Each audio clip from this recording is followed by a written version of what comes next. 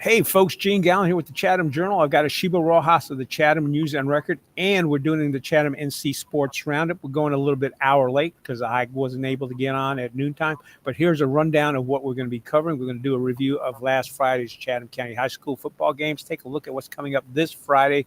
All four of the Chatham County teams are playing.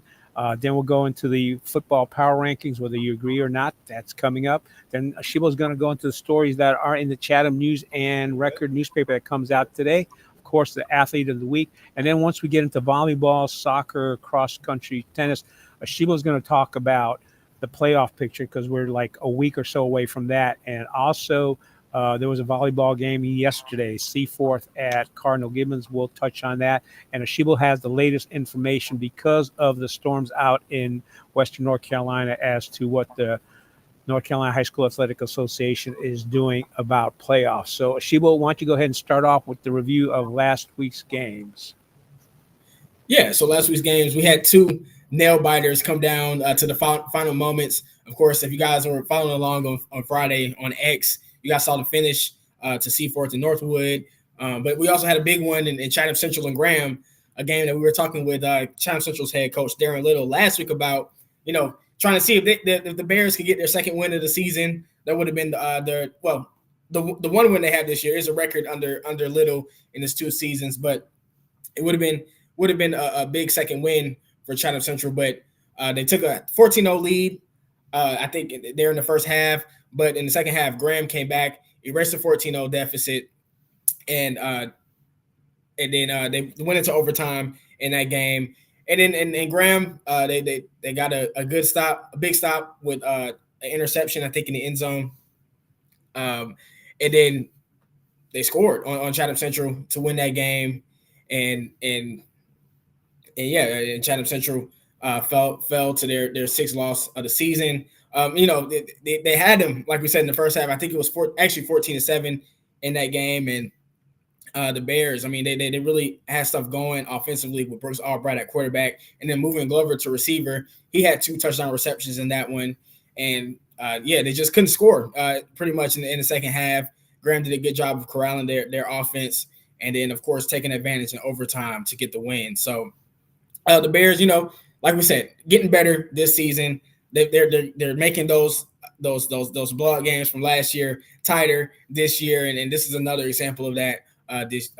From this season. So Chatham Central, hats off to them to a good showing on last Friday, but we'll see. They have Cummings this week, a tougher team, tougher opponent to get another win on. But like Coach Little said last week, this year is more about making those big losses from last year smaller. So we'll see how they'll perform against the Cavaliers on Friday.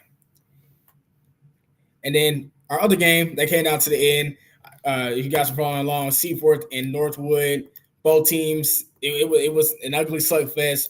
Two interceptions from both teams. I think we had 4 straight picks in the second quarter. And Northwood, they had plenty of chances to punch it in, to build a lead before halftime. But then Seaforth got an interception there, I think, down at the 1-yard line. And then in the second half, both teams really just battled it out, running the ball. And Seaforth actually got some things going in the second half through the air that helped them set up their one score of the game. And then they drove the ball down again there at the end of the fourth quarter at the 5-yard line.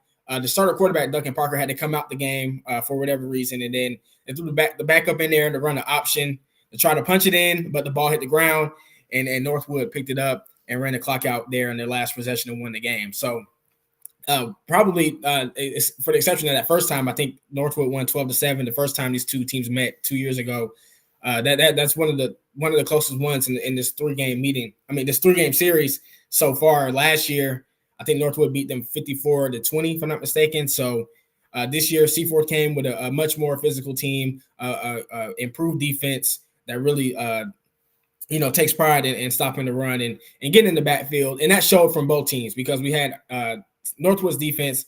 I think they came up with multiple tackles for loss. AJ Rowe Mason led them up front, and they just pretty much stifled Seaforth's offense for the most part until the very end, where both teams started getting tired. we're struggling with stopping big gains in the run game, which helped Northwood, of course, at the end with Robert Tripp, because I think he had 114 yards rushing in that game. So, yeah, two really good games here in the county that came down to wild finishes. Of course, we have one county team come out on top and two others taking another loss this season. And then for the rest, the other game this last week, we had Jordan Matthews playing Southeast Alamance, top team in the conference. Southeast Alamance shut out Jordan Matthews 56-0 in that one. And yeah, I mean, they just scored in different ways. 3 touchdown passes, 1 rushing score, 2 fumble recoveries taken back for scores, a punt return, and a kickoff return. And yeah, for the Jets, I mean, it's been 3 straight games that they've been shut out, which hasn't happened to them since 2021. And it's been rough. Like we say, every week is injuries, not having those key guys playing for them, and having to throw in some young guys to get some experience has really hurt Jordan Matthews' varsity record. Now they're 2-5 on the year, and they'll have a bye on Friday before they go to Bartlett Yancey. I mean, no, they host Bartlett Yancey on October 18th. Yeah, and I think the thing that you mentioned, the Northwood Seaforth game, that last drop that got picked up by Northwood, you kind of looked at me and I kind of looked at you. We weren't sure if that was a dead ball or it was a fumble. And actually, when I looked over the pictures and the videos, I couldn't tell. Did you take a look at the video or not? I did look at the video. It's very close. It could have went either way. But I would say, because I remember the back that was getting the ball was kind of in front of the quarterback. The ball did kind of go forward a little bit, but they like we said, it was close call there at the end, and it could have went either way. But I think that says a lot about. I mean, it says a lot about both teams, the way that game finished, right? Because Northwood, I mean, their backs were against the wall on that last drive, and it looked like Seaforth was just going to punch it in easily, especially after I think Duncan had that. It was like a 13-yard run on the previous first down, where he just kind of ran through the Northwood's players couldn't get him down. He was just running through their defense, and unfortunately, he had to come off for that one play. But also too, for Seaforth to be able to to play a good team like that in Northwood, like we said, they have a lot of talent on their team, a well-coached team. To be able to go to their place in a rivalry game and make it that close says a lot about that team and how they've grown from the guys that started on day one with the program to now that are seniors. So, yeah, it was just really entertaining game and a kind of a preview of what's to come in that series once Seaforth, gets some more years under their belt, especially with the classifications changing next year. I think Dalton Brown, Northwood's coach, had mentioned that they really want to keep that series together. And, I mean, that'd be huge if they do, because you can't go a football season without the 2 teams in Pittsburgh playing each other every year. Right, and I think Jared afterwards, I saw him afterwards, which was the AD at Seaforth, said, yeah, he'd like to see it continue as well. Because, again, Jared went to school at Northwood and he played for Northwood. So, yeah, we'd like to see that. And the other thing, too, is even when they're playing teams, 1A teams, folks in the county like to see other county schools play against them. So that's pretty much a wrap-up of last week. Coming up this Friday, let's see, we got Graham at Northwood. I'm not expecting a big surprise. I expect Northwood to win this one easily. What's your thinking about this game? Same feelings. Yep, I think Northwood is going to roll in this one, especially this one's at home, and they're really trying to focus in and finish strong in conference play to kind of do what they want to do and finish the best way they can for that playoff positioning. All right, then Cummings at Chatham Central. Again, I don't see this as a win for Chatham Central. I think Cummings is going to come out ahead on that one. What's your feeling on that one? Yeah, I think, like you said, I think Cummings is going to win that one. Chatham Central, like we said earlier, it's just about improving at this point of the season, and I think a decent showing. They make it closer than what it could be, than what it was last year. That could help them a little bit in the RPI with the point differential. But yeah, I think Cummings will come out on top in that one. All right, Bartlett Yancey at JM. What's your feeling on that one?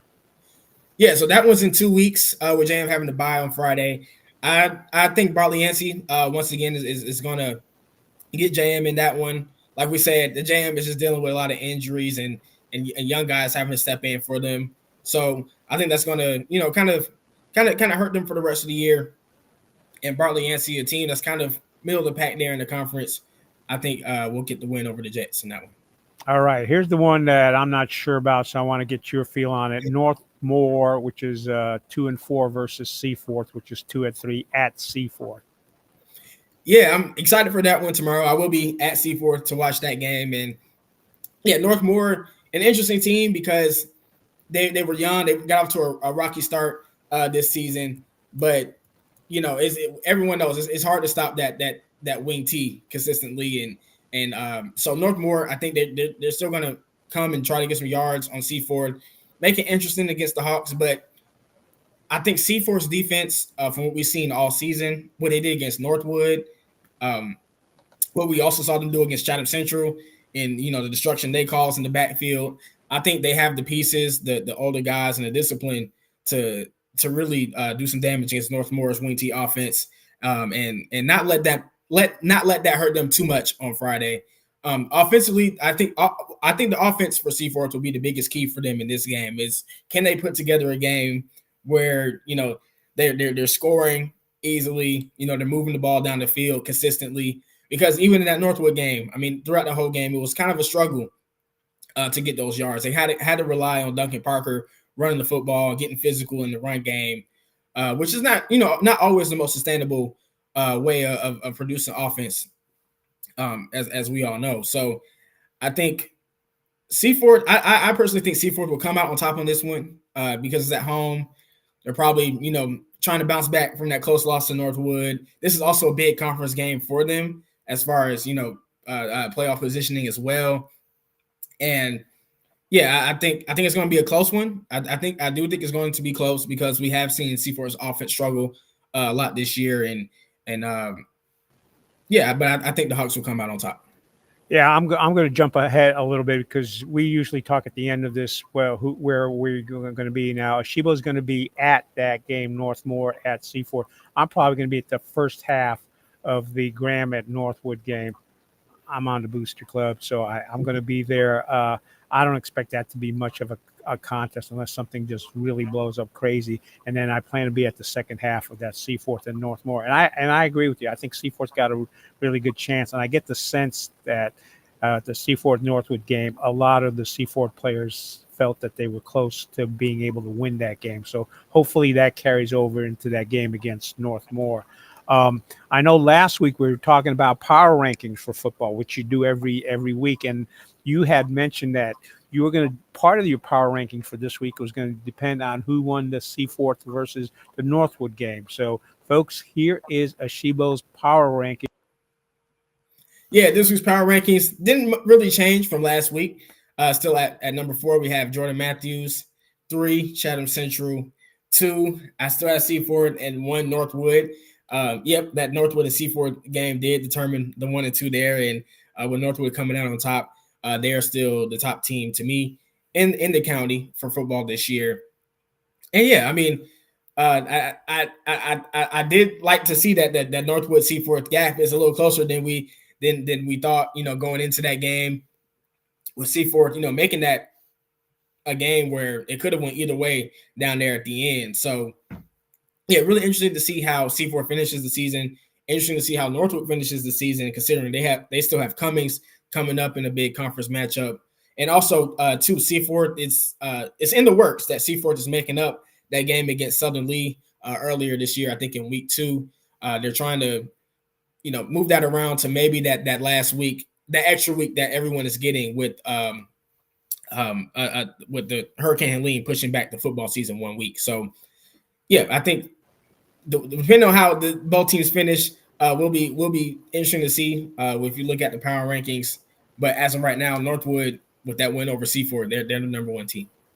All right. Do you want to go into the stories you got in the paper this week, or do you want to hit on first? You mentioned the hurricane situation, North Carolina High School Athletic Association making some changes in how games can be finishing off the season and the playoffs. Which would you rather do first? Yeah, let's just go through the stories we have in the paper this week. All right, let's go for it. Yeah, so this week we have, of course, a story from Northwood and Seaforth football action last week. We have a story on some big volleyball action between Seaforth and East Chapel Hill. Seaforth did fall 3-1 in that game, but a couple of comeback runs they had just came up short in that game after taking a 1-0 lead over East Chapel Hill. And then we have, of course, our football roundup, our sports roundup with the end of the tennis season, boys soccer and volleyball as well. Also cross country and girls golf results. And then we have a story on girls tennis playoff preview for what was originally supposed to have been seeded, I think, this week. But because of the North Carolina High School Association moving some things around in the fall sports season due to the hurricane, we have some different dates there for that game. And yeah, just to give a rundown for tennis, at least the new first round will start on. Let me bring it up. Okay. My apologies. I thought I had all the new dates up in my email. Yeah, I was going to say no worries. Yeah, go look for that because there have been changes, and it's changed around the schedules and how makeup games can be played because of the hurricane. Yep, I got it up right here. So for women's tennis, for girls tennis, they will have the reporting deadline on October 14th. They'll have the brackets out on October 18th and then start the first round on October 21st. Volleyball, they're getting pushed to first round being on October 22nd. Cross country will have state championships on November 2nd. Boys soccer, they'll have their first round on November 9th. And then for football, we'll have our first round on November 15th. So girls golf here in the county, I think it's the only sport that didn't have any schedule changes for the new date. So yep, and that's what we have in the Chatham News and Record this week. Gene, is it okay if we go into our athlete of the week? Of course. Let's hear who the athlete of the week is. Everyone's favorite. Yeah, athlete of the week this week is Francisco Ibarra from Jordan Matthews' boys soccer team. Francisco is the leader of that team. If you guys have followed along from last year and the past couple of years, and this year with them going on their rebuild year as well as they've done, he's been right there at the forefront once again. So he scored 2 goals in Jordan Matthews' 8-0 win over Cummings last week on October 3rd. And he also tied that scoring total in that game with Andres Tapile for the team high. But yeah, he gets a nod here just because of his crucial leadership role to the Jets this year. And I talked to him, I think a couple of weeks ago for a feature I did on the team. And, him and Angelo Vera, another senior captain, those guys have really been important with telling the young guys how to get up to speed, what they need to do, getting the guys together and playing at Bray Park and playing outside of practice and outside of games, and really building that team camaraderie that they've known to work for them over the years in those very successful years where, it just seemed like no one could beat them. And like we said, even though they're still in a rebuild year, they're continuing an undefeated season in conference play. So yeah, congrats to Francisco on another athlete of the week honor. I think we did grab him for athlete of the week last year as well for 1 week too. So yeah, very, very great player for Jordan Matthews. Yeah, I think you did too. But again, there's nothing that stops someone from winning once a year. So that's good. And Francisco, congratulations. All right, are we ready to go into you covered all the changes that North Carolina High School Athletic Association is doing with their playoffs and seeding. So do you want to go into volleyball, soccer, cross country, and tennis? Yeah, we can do that. Just going down from volleyball this week. And of course, we have last week's results in the roundup that's out in the paper and online as of right now. But yeah, this week, starting on October 8th, we had some pretty good volleyball action. Seaforth got a 3-0 win over Jordan Matthews. Chatham Central won 2 in a row this week with a 3-1 win over Northwood. And then the 3-0 win over Graham. And then, of course, going back to Seaforth, last night they probably played in one of the biggest games this week here in the county. They went to Cardinal Gibbons in Raleigh and lost to the number one team in the state 3-0. But that game was much closer than what the score says, because I think Seaforth, they lost the first set 25-17, and in that first set they actually took a 4-0 lead to start, which kind of shocked everybody in the gym.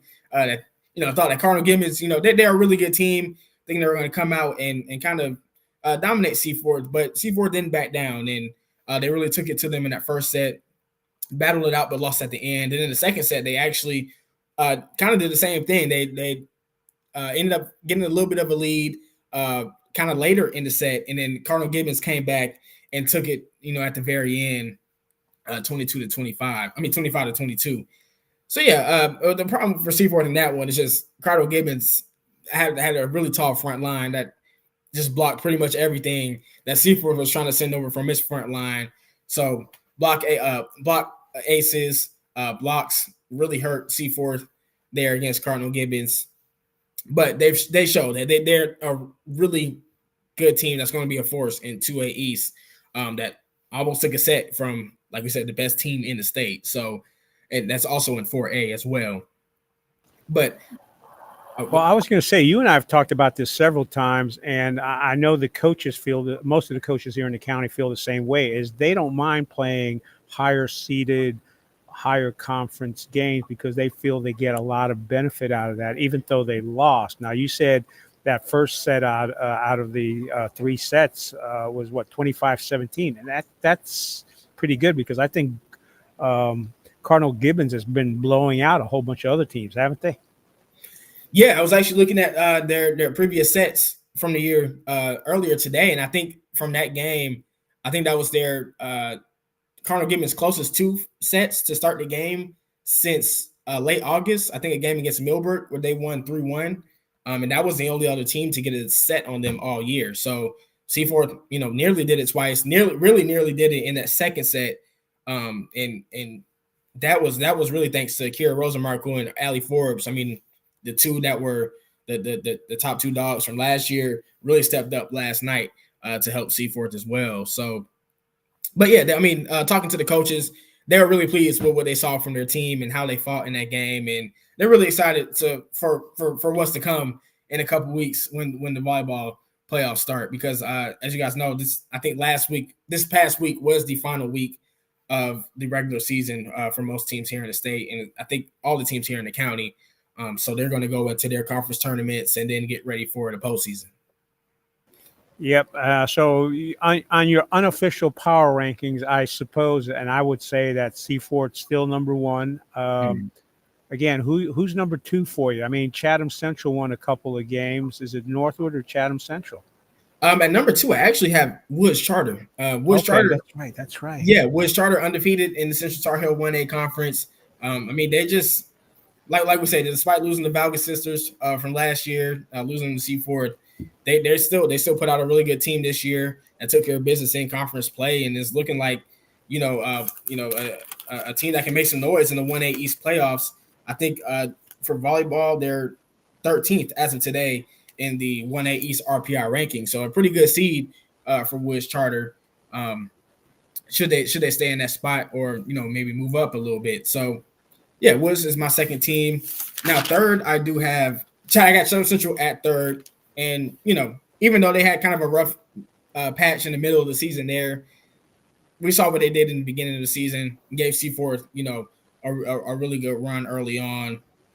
They're picking it up now with wins over Northwood and Graham this week. So I still like them in 1A, even though how their season has gone hasn't really helped them in the playoff seeding. I think they're at the 30th spot in the RPI rankings in 1A East, which is pretty low. But at 4, I have Chatham Charter, who's at 26 in the 1A East RPI rankings, and at 5, Northwood. And I think between 3, 4, and 5, Chatham Central, Chatham Charter, and Northwood, it's really close between those teams in my unofficial power rankings.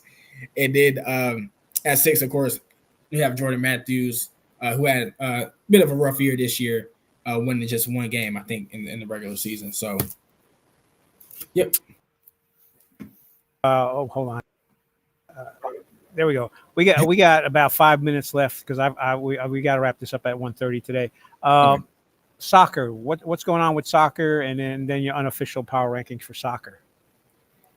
Yeah, soccer, like we said, Jordan Matthews still continuing to dominate the conference. But we're seeing some good things from Seaforth as they get down to the final stretch of the season. They got another big win over Cummings, 3-0 yesterday. Then on the 7th, then on Monday, they got a 2-1 win over Graham, which, Graham has been a pretty good team this year. I think they're 4th in the conference behind that close race with Southeast Alamance, and I forgot one of the team. It might be Cummings, I'm not sure. But, yeah, Seaford making some noise here as of recently. Woods Charter, 6-0 win over Central Carolina Academy on the 9th as well. And Northwood had a bit of a tough week after of course, before the loss to Jordan Matthews yesterday, they did lose to Southeast Alamance 8-0 on the 7th. And we know Southeast Alamance is one of the top teams in the conference as well. I think they're in that second spot behind Jordan Matthews. So looking at my unofficial power rankings for boys soccer, at 5, I have Chatham Charter, 4, Northwood, 3, Woods Charter. I'm actually going to put Seaforth at 2 and JM at 1. Yeah, Seaford. I'm putting them at 2 because I really like what I saw against JM that first time they played a couple weeks ago, and Seaford gave them all they could handle. They even went down their goalie and still didn't give up, a barrage of goals. I think they only lost that game 1-0. So interested to see what that game looks like. I think the two teams will meet later on this season for the second game at Seaford. Looking to see how Seaford will respond to that one against Jordan Matthews, and maybe they could be the one team, like the same as last year, that knocked off the Jets in conference play, but we'll see. All right. Let's get into cross country. We got about 3 minutes left. Yeah. So cross country, just give a rundown of some of the top performances from the races with county runners last week. On the boys' side, Seaforth's Samuel Neal, he finished 31st out of 417 runners in a Great American Cross Country Festival last week. In the boys' blue 5K race, he ran a 16-minute and 29.2 second race there for that placement. And then Will Quickie, that same race, he finished 60th out of 417 runners with a time of 16 minutes 48.2 seconds. And then Jordan Wiley from Northwood finished 17th out of 169 in the Wendy's Invitational race with a time of 16 minutes and 40.3 seconds. And on the girls' side, also too from that Great American Cross Country Festival for the girls' blue 5K race, Seaforth's Emily Jump finished 76 out of 338 racers with a time of 20 minutes and 55 seconds. In that same race, Seaforth Sasha Helmer, she finished 79th, right behind her teammate Emily Jump with a time of 20 minutes and 57.2 seconds. And then we had Northwoods Julia Hall in the Wendy's Invitational, finishing 38th out of 148 runners with a time of 20 minutes, 19.35 seconds. And then her teammate Sydney Gray finishing not too far behind at 42nd with a time of 20 minutes and 38.52 seconds. So, yeah, the same names every week that we have at the top of the results pages for cross country. Really great performances to get, 31st out of 417, 76 out of 338. It's a lot of racers they're going up against in some of these meets from other states, of course, other schools here in North Carolina, and Chatham County's runners are finishing in good time there. So good results from cross country last week. All right, that's good to hear from cross country. And as you said, we've recognized several names from several different events, and I'm glad to see our cross country runners doing well. Let's go ahead and wrap it up with golf and tennis, and then we'll see you folks next week on Thursday. We'll be back to our regular Thursday schedule, and this Friday, Asheebo will be at the Bartlett Yance. No, you'll be at the Northmore at Seaforth game. I'll start off at the Graham at Northwood game and land up with Asheebo at the Northmore at Seaforth game. So tennis and golf.